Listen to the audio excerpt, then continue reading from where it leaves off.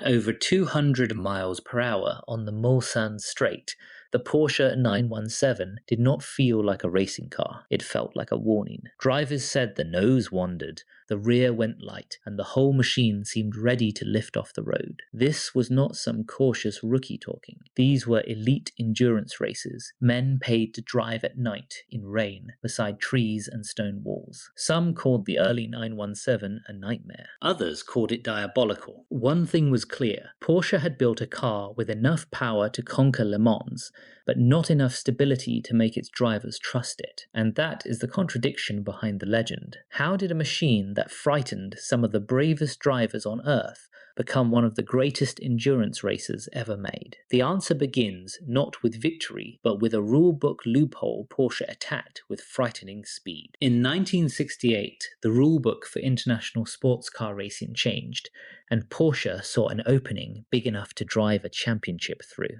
The governing body, the CSI, had become worried about the giant prototype cars of the era. Ford's 7-litre machines and Ferrari's big prototypes were brutally fast, expensive, and increasingly hard to control. To slow the top category down, the rules caped Group 6 prototypes at 3 litres. That should have made the field smaller and safer. Instead, another part of the regulations created a new target. Group 4 sports cars could still use engines up to 5 litres, as long as the manufacturer built 25 examples for homologation. In theory, that rule was meant for production-based sports cars. In practice, it handed any determined company a way around the new prototype limit. Most manufacturers looked at the requirement and saw a massive financial risk. 25 full racing cars meant 25 chassis, 25 engines, spares, documentation, and inspections, all before the car had proved it could win. Porsche looked at the same rule and saw Le Mans. By the late 1960s, Porsche was no longer a small outsider, but it still had not achieved the overall victory it wanted most. The company had won classes, built clever, lightweight racers, and embarrassed larger rivals through efficiency and reliability.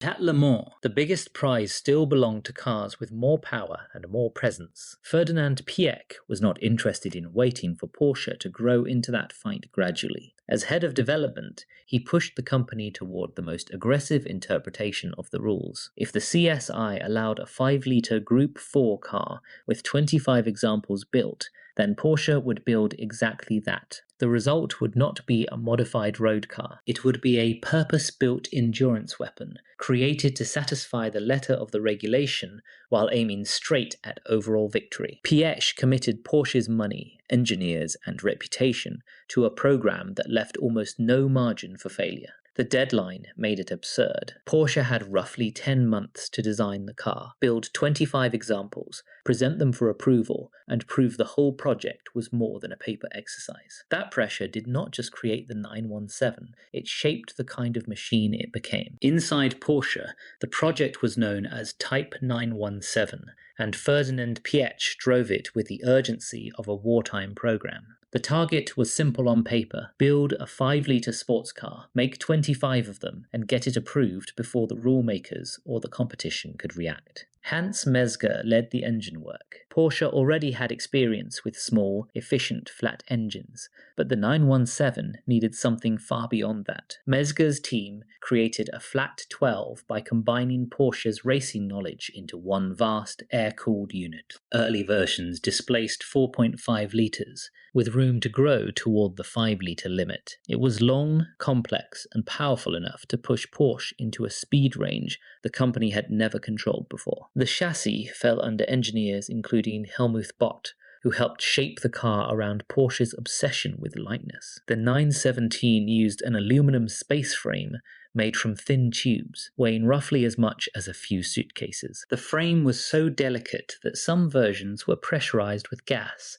so a mechanic could detect cracks by watching for a drop in pressure. In a normal road car, that would have seemed absurd. In the 917, it was part of the philosophy. Every kilogram was treated as an enemy. The body was fiberglass. The gear lever was birchwood, chosen because it was light and did not transmit heat like metal. The car's structure, panels, and fittings were reduced again and again, until the machine became a 5-litre engine wrapped in the least material Porsche could justify. That gave the 917 astonishing numbers. It produced more than 500 horsepower in early form, yet weighed far less than the big cars it was meant to defeat. On a long straight, it promised the speed Porsche needed for Le Mans. The problem was that the same ingredients also made it nervous, sensitive, and difficult to read at high speed. In March 1969, Porsche revealed the 917 at the Geneva Motor Show. It looked low, clean, and purposeful, but the car on display was not the real test. The real test came with homologation.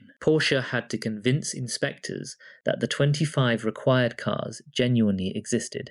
When the inspectors first arrived, Porsche was not ready in the way the rulebook demanded. Cars were incomplete, and the approval was not granted. PH responded by ordering the final push. Workers assembled car after car until all 25 917s could be lined up together, white bodies packed into the factory yard like a warning aimed at the rest of the sport. The inspectors returned, counted the cars, and Porsche had its approval. The 917 was now legal, but legality did not mean maturity. Porsche had built a brilliant machine at extraordinary speed, with a huge engine, a featherweight frame, and almost no time to discover what it would do at the edge. On paper, the 917 was exactly what the rules allowed. On the road, it was about to frighten the people asked to drive it. The first 917s were shaped around one brutal priority: speed at Le Mans. Porsche knew that the Mulsanne Straight rewarded low drag more than almost anything else. For that reason, the early 917 used a long tail body, often called the Langheck.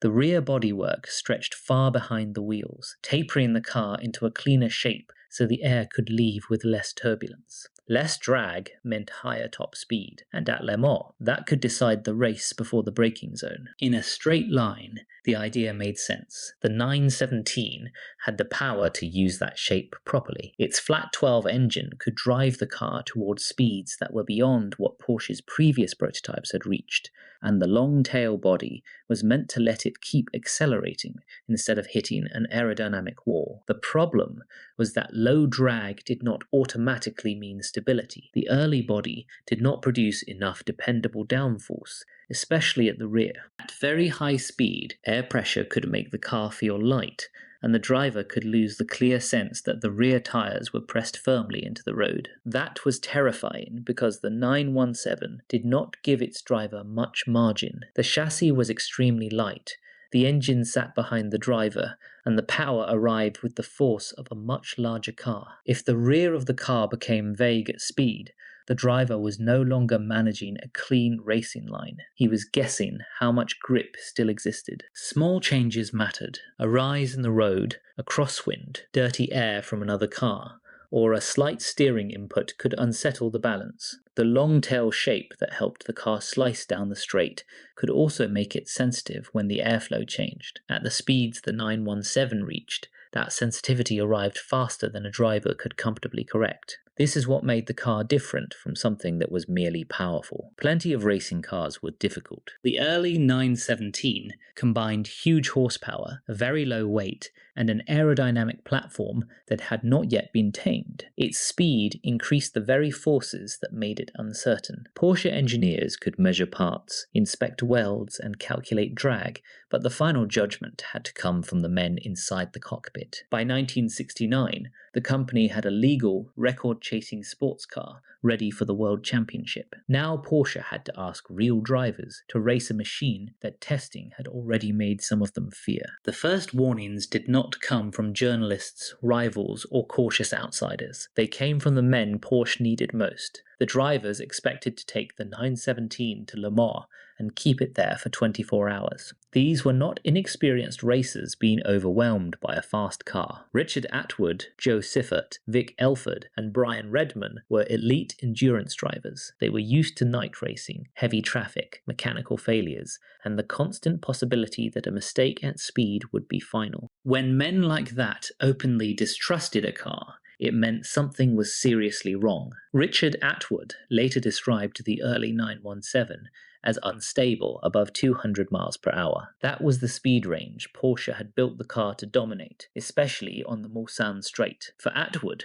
the The problem was not simply that the car was fast. It was that, at the very moment it was supposed to be at its strongest, it could feel least trustworthy. Joe Siffert, one of Porsche's most important drivers, reportedly called the car a nightmare. Siffert was not known for being timid. He had the reflexes and discipline Porsche valued, and he understood how to manage a difficult racing car. His reaction suggested the 917 was not just demanding, it was asking drivers to accept uncertainty at speeds where uncertainty was unacceptable. Vic Elford was even more blunt. He called the car diabolical at speed. Elford had raced and won in machines that were far from gentle, including rally cars and sports prototypes, so his judgment carried weight. If the 917 felt evil to a driver with that range of experience, the issue could not be dismissed as a lack of courage. Then came Brian Redman. After testing the 917, he refused to race it. That decision mattered because racing drivers normally accepted danger as part of the job. Redman's refusal was not ordinary nerves before a major event. It was a professional assessment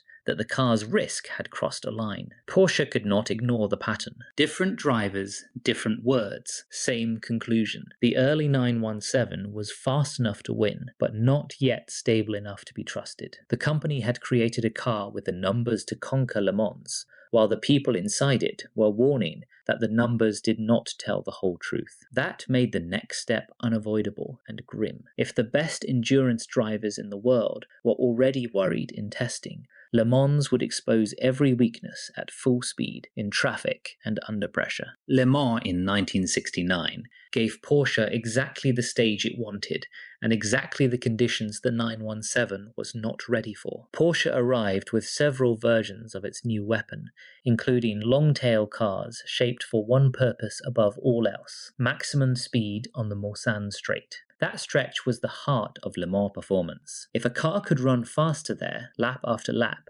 it could build an advantage no rival could easily answer. The 917 had the engine, the bodywork, and the ambition to do it. Porsche had won its class many times, but overall victory at Le Mans was still missing. This was the prize that mattered most. In 1969, the company was no longer content to be clever, efficient, and close. It wanted to beat Ferrari, Matra, Ford, and everyone else outright. The race began with the traditional Le Mans start, drivers running across the track, jumping into their cars, and trying to get away as quickly as possible. In that first rush, John Wolfe, a British privateer driving his own 917, crashed heavily at Maison Blanche on the opening lap. He was killed.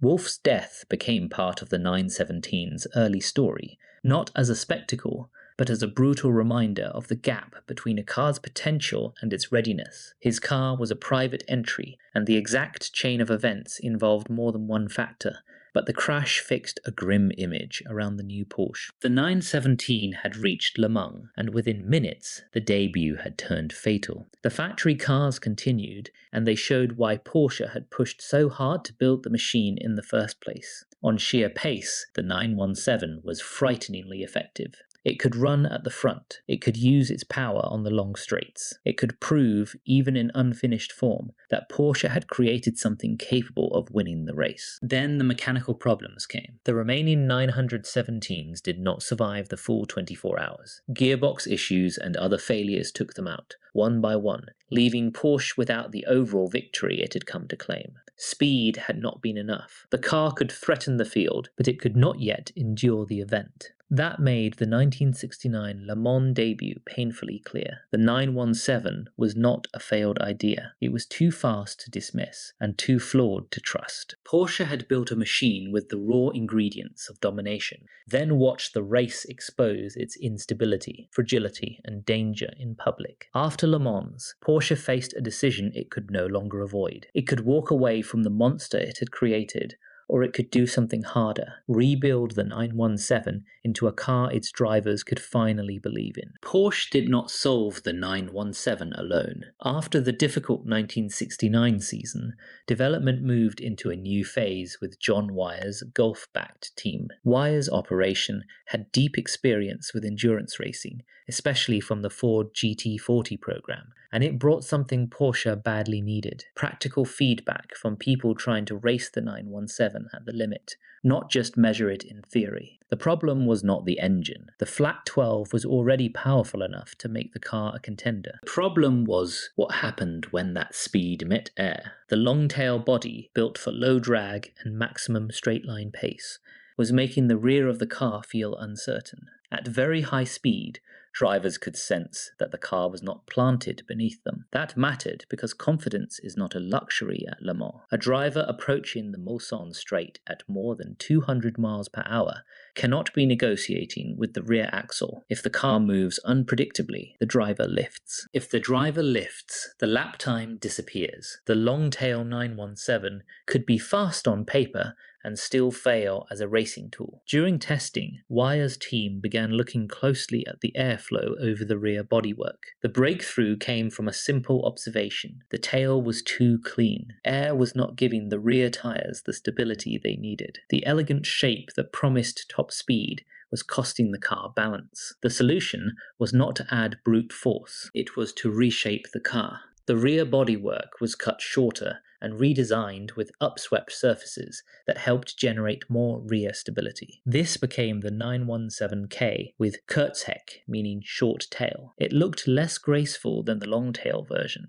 but it gave drivers what the original car had denied them: a rear end they could trust. The change transformed the 917. The short tail body reduced the nervous behavior that had made the early cars so intimidating, especially through fast corners and over bumps. Drivers could carry speed instead of surviving it. The car still had immense power, but now that power could be used with far more precision.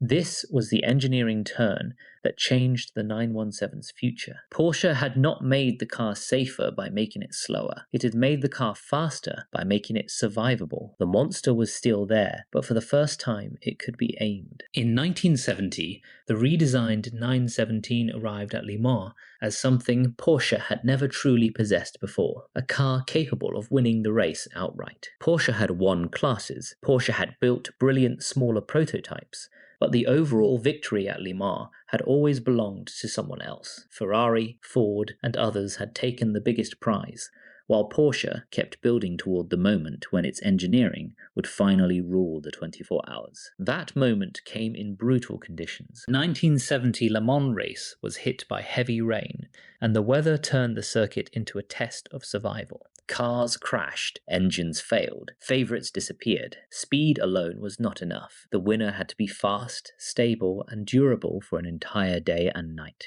The 917K was now ready for that kind of race. The short tail body gave it the stability the first version had lacked, and the flat 12 engine gave it the pace to control the field. For the drivers, the car was still demanding, but it was no longer an unpredictable weapon pointed at them. Porsche's breakthrough came through the Salzburg-entered 917K, driven by Hans Hermann and Richard Atwood. They did not need to chase glory with reckless laps. They managed the conditions, protected the machine, and brought the car home first. After years of trying, Porsche had its first overall victory at Le Mans. The importance of that win was larger than one trophy. It proved that the 917 was not a failed gamble. The car that had frightened its own drivers in 1969 had become the machine that delivered Porsche's greatest endurance racing achievement. Then came 1971, and the result confirmed that 1970 had not been a fluke. The 917 won Le Mans again, this time with Helmut Marko and Gijs van Lennep. Their Martini-liveried 917 set a distance record that stood for decades, showing how far the program had advanced in only 2 seasons. By then, the reputation of the 917 had changed. It was no longer remembered only as the car with too much power, too little stability, and too many unknowns. It had become the car everyone had to beat. That shift is what makes the 917 so important. Porsche did not abandon the original idea. It refined it until the same basic concept became one of the most celebrated racing cars ever built. The 917's greatness is not just that it won Le Mans, it is that it showed how close revolutionary engineering can come to disaster before it becomes legend. The Porsche 917 became a legend because it did not arrive as one. It began with a rulebook opportunity that Porsche chose to attack with unusual aggression.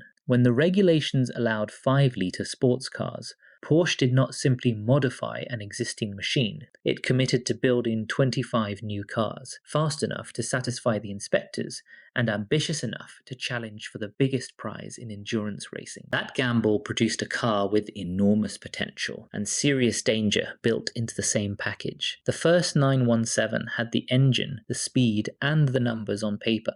What it did not have was the stability drivers needed when the Mulsanne Straight turned into a test of nerve at more than 200 miles per hour. That is why the early 917 frightened the people paid to race it. Drivers were not rejecting progress. They were reacting to a car that moved unpredictably at the very moment it needed to be calm. In endurance racing, fear is not just emotion, it is information. It tells engineers where the car is trying to kill lap time or the driver. Porsche's achievement was not that the company built a perfect machine on the first attempt. The achievement was that it listened to the problem, identified the aerodynamic flaw, and turned a terrifying prototype into the 917K, a car stable enough to win Le Mans and fast enough to define an era. That transformation is the reason the 917 still holds such power in motorsport history. It was not a clean engineering fairy tale. It was a rushed, risky, expensive project